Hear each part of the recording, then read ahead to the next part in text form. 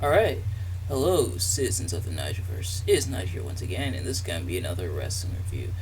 So, last night in the first, and according to the wiki here, which I didn't even realize, the first event under the new TKO banner for WWE, there were no survivors, there's no escape, no mercy. I'm talking about NXT No Mercy. As always, I'm not professional wrestling reviewer, analyst, just man enjoys a good time, which for the most part I had with this event and a couple rematches, but otherwise some pretty solid stuff, I'd say. So without further ado, let's get right into it. For those of you who've seen these reviews before mine, you kind of already know this works. For those of you who haven't, I'm going to be talking about what I like, what I dislike about each match. I'm going to go match by match.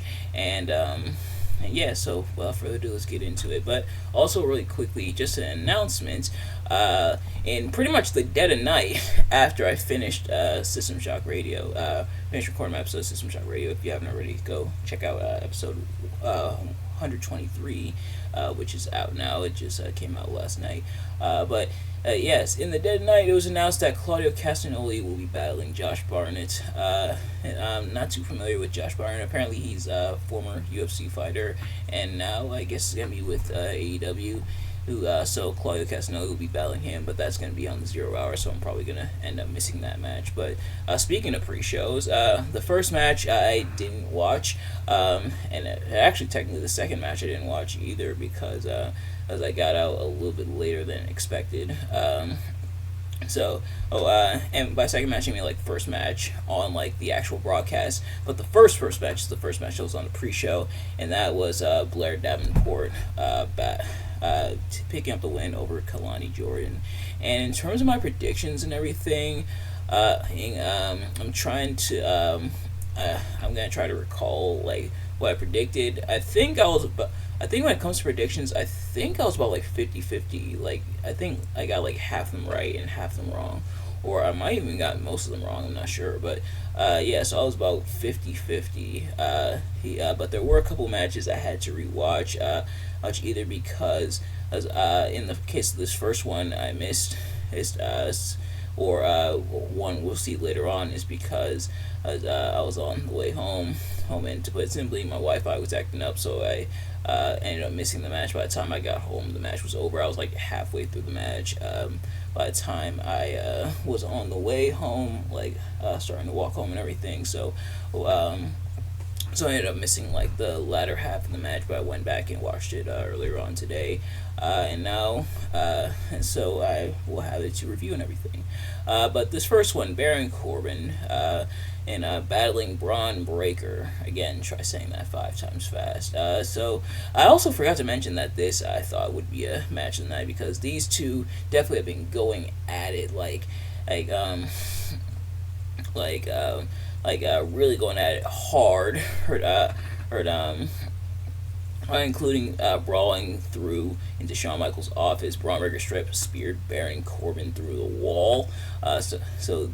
These two were going to battle it out. I thought this was supposed to be no holds barred, but here it's just listed as a singles match. So I guess because we are going to have like a no holds barred / Extreme Rules match later on, which we'll get to.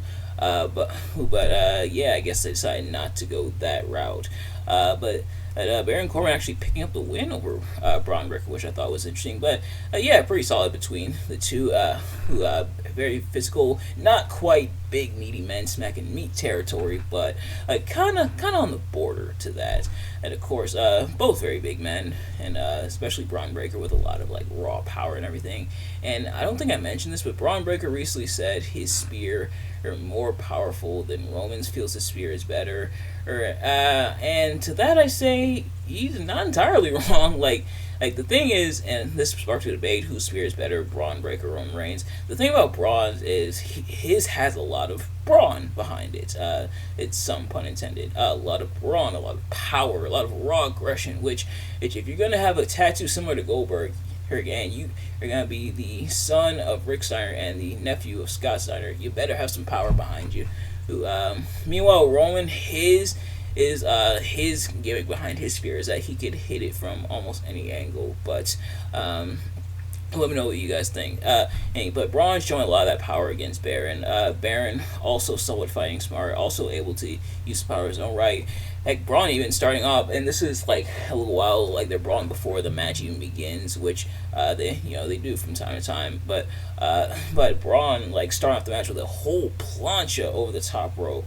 Oh, it is still like even though he's done that quite a bit, it is still impressive to see. Like one thing that always gets a pop out of me is big men doing smaller man stuff, and Braun Breaker is definitely able to do that. But they brawled throughout the crowd and everything. They got 2 announced table spots. One with Baron going for the senton on missing, and the other is him like slamming Braun through the table. Well, ultimately, what caused Braun to lose was Robert Stone. Mr. Robert Stone, who as I mentioned, kind of in the build up to that match, when I talked about my predictions in yesterday's episode of System Shock Radio, I talked about how this feud came about.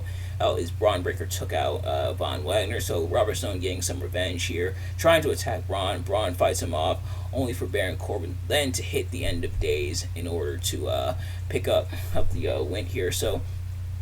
Well, pretty solid, and it does kind of protect Braun, the fact that Baron didn't beat Braun completely clean, and there was the distraction from Robert Stone, and I guess this will now further the feud between Braun Breaker and Von Wagner. But yeah, so pretty solid match there. Then next up, it's time to whoop that Trick, as Trick Williams attempted to take the NXT North American Championship against Dirty Dom Mysterio, and it is worth mentioning the fans chanting "Whoop that Trick" as Trick comes down to the ring was already kind of cool and funny, and then Booker T came in with the ad libs, which just made it funnier. Or like "Whoop that Trick," yeah, whoop that Trick. And even Trick Williams talked about it, kind of mentioned it on Twitter, kind of thanking Book for the ad libs. Man, I love Booker T on commentary. Booker T is definitely a gem on commentary. He doesn't always have the best calls, but he always has the best calls. But Trick Williams attempting to really find himself and really capture some singles gold for himself as he goes against Dirty Dom and picks up the win here. Trick Williams actually wins the North American Championship. Dragon Lee was the special guest referee until he was taken out, and there was a regular referee until that referee got taken out, and then Dragon Lee came back in. Trick Williams brought him back in. Trick definitely held his own, and so did Dom. And this time around, interestingly enough, and they pointed out in commentary, no Judgment Day interference, as Dom really wanted to go on his own here. And granted, the Judgment Day can't come in every time, but at this time, no Judgment Day interference, no Judgment Day present at all. Not even Rhea Ripley, which was interesting. But they go by here.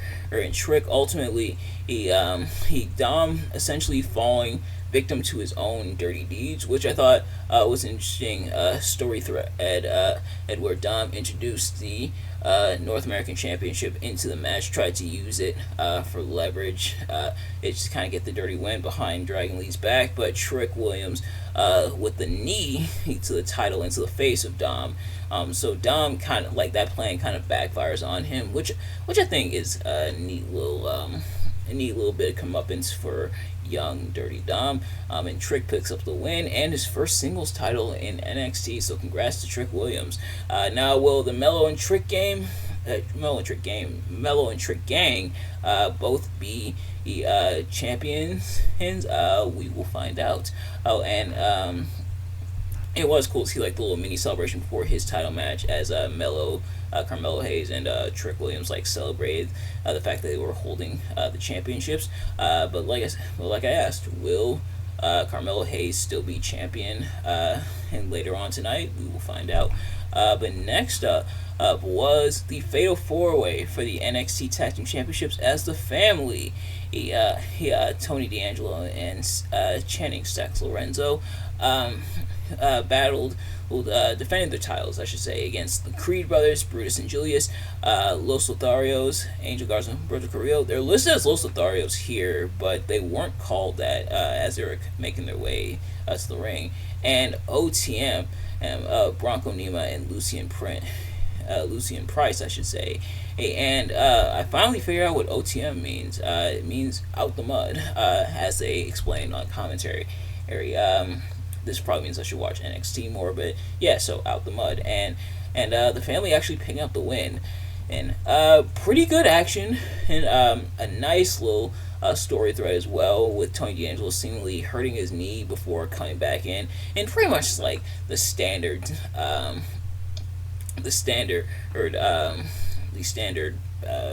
storyline and that they've told and things like that, where somebody's injured but then they come back out still injured. They want to fight through it, especially with like the face team and everything. They just recently he did back at All Out when Better Than You Baby defended their Ring of Honor World Tag Team Championships against the Dark Order, which if you haven't already, go check out my review of All Out. Something that's been done before, but they end up picking up the win here. So Tony D'Angelo and Stax picking up the win and retaining the championships, and some pretty solid action. Like, even though I wasn't familiar with all four teams, I was familiar with the Creeds, I was familiar with Garza and Carrillo, and I was familiar to an extent with the family, but wasn't really familiar with Out the Mud. But seeing some of the stuff they bring was pretty cool to see, and they pick up the win. But why do we still do that fatal four-way structure? Stop that. And as soon as they mentioned on commentary that they're gonna do like a team tags, and I was like, no, why are they doing it that way? I hate when they do that. I know. It's traditional. It's been around for a while. That's how they do match for a while. But I don't care. I hate it. I don't like it. I don't like that format. And of like, here's two legal teams, and the other two teams have to tag in, and they did kind of try to incorporate into a bit of a story. That being like the Creeds willing to tag in for the family. The family and the Creeds have kind of a bond of friendship after the family helped them out with Schism and everything. But otherwise, why?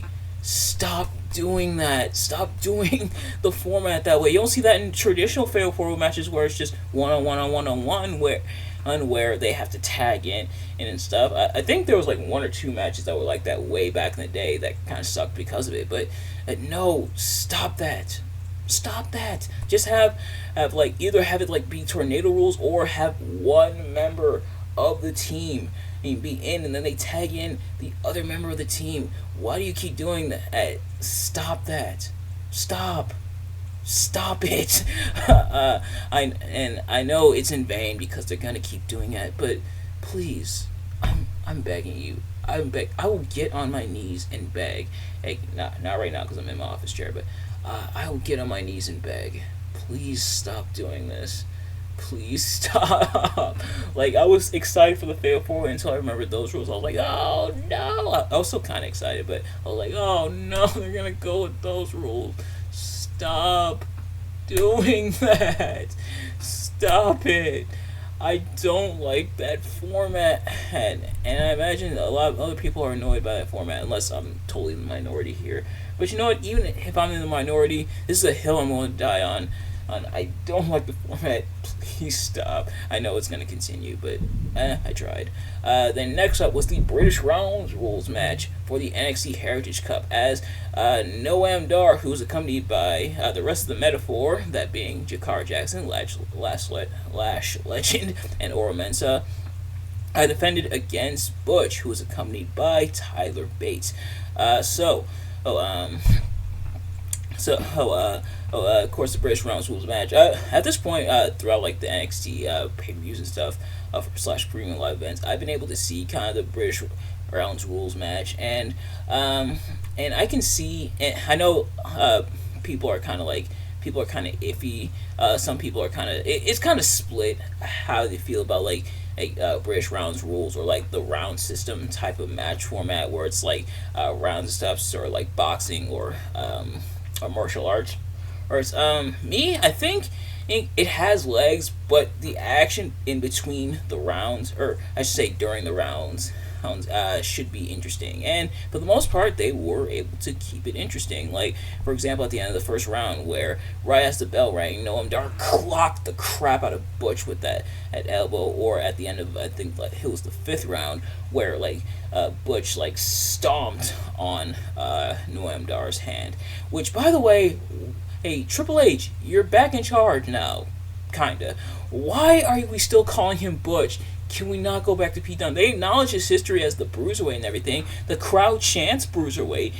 Like they literally bring up like Pete Dunne and everything. And why can we not just call him Pete Dunne again? Why is this Butch name sticking? No, stop it.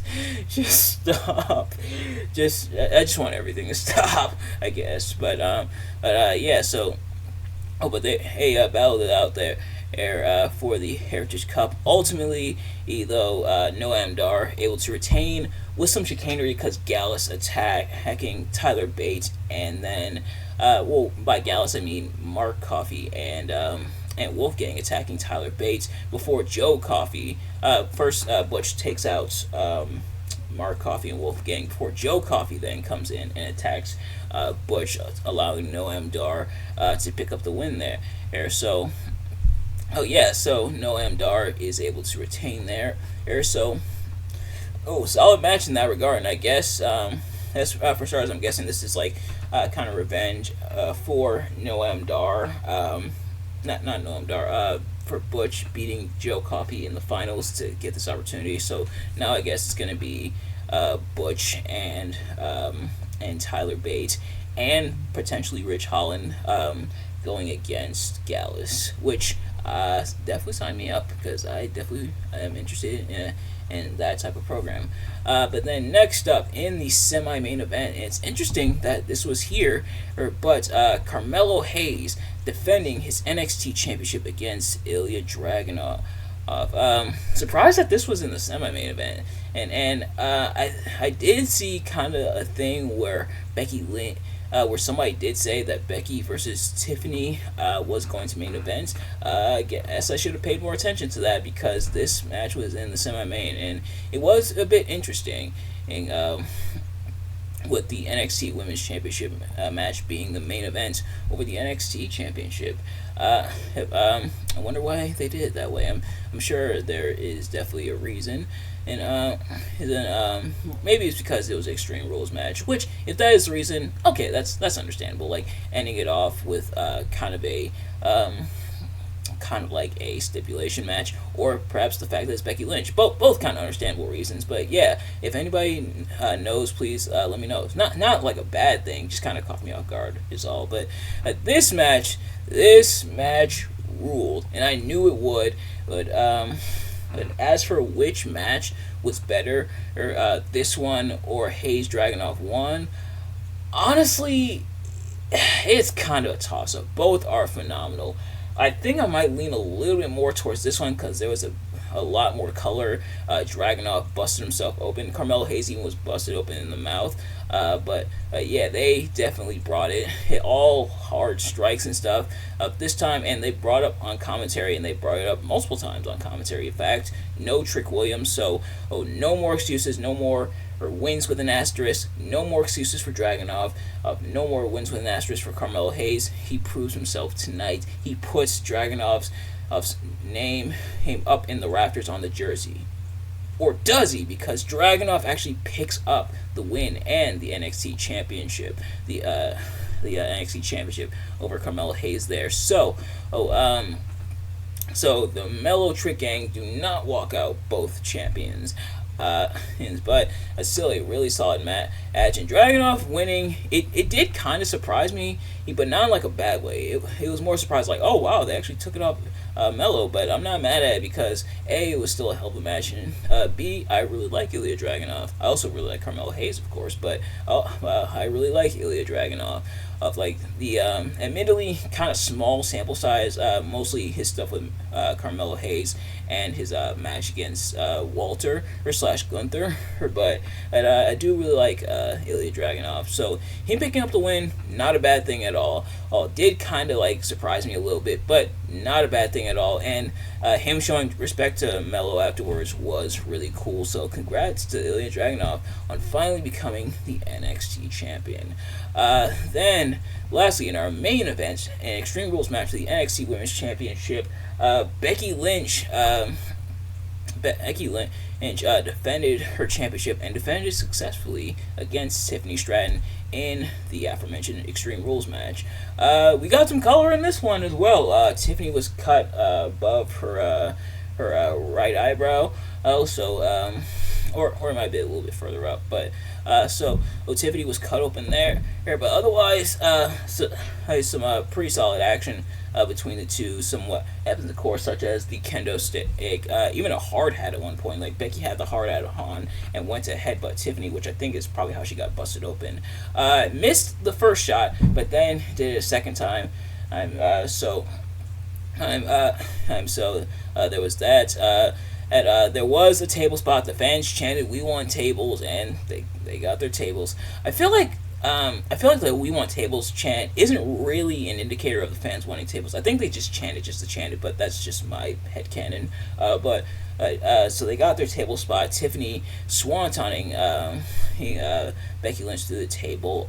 Although the table didn't break, but Tiffany brought Becky in. At least the table didn't break all the way. It like bent, but it didn't fully break. And sometimes it is kind of like a haha botch, but sometimes it does add to like the brutality of the match because it's kind of like that table doesn't really have much give, so it hurts a little bit more, or kind of in theory. But man, some strong tables. Hashtag I am the table. If you get that reference. You're a real one in my book. But so Tiffany, 2 swantons. She does have a really nice swanton. But Becky ultimately coming back, hitting the manhandle slam. I believe she hit it right on the chair in order to pick up the win. And pretty solid match. Tiffany definitely looking like a star here. Same with Becky, and Becky holding on to the title. I imagine. May or may not drop it to Tegan Knox. They're supposed to face tomorrow night on Raw. Congrats to Becky there. And a pretty solid main event. So, that was the show at large. If I had to give a pick for best and worst matches of the night, best definitely the NXT title match with Dragunov and Carmelo Hayes. He's really, really solid stuff. Definitely lived up to the hype, especially the hype of them following that first match. And definitely, he's showing sometimes sequels can be just as good, if not better, than the original. As for like weakest or technically worst match of the night, I might have to give it to the Fatal 4-Way, but only because I didn't like it quite as much as the other matches, but still not really a bad match. But nevertheless, that is going to do it for this review. Thank you all so much for watching. I hope you enjoyed. If you did, please do me a favor, like, comment, subscribe, share with your friends, turn on post notifications so you know every time I upload a video, so you can see as soon as it drops. Let me know in the comments below your thoughts on the on the event and my review of the event. Did you like to select No Mercy? Did you like to select my review of No Mercy? Let me know. Thank you all so much for watching. I will see you guys later. Peace.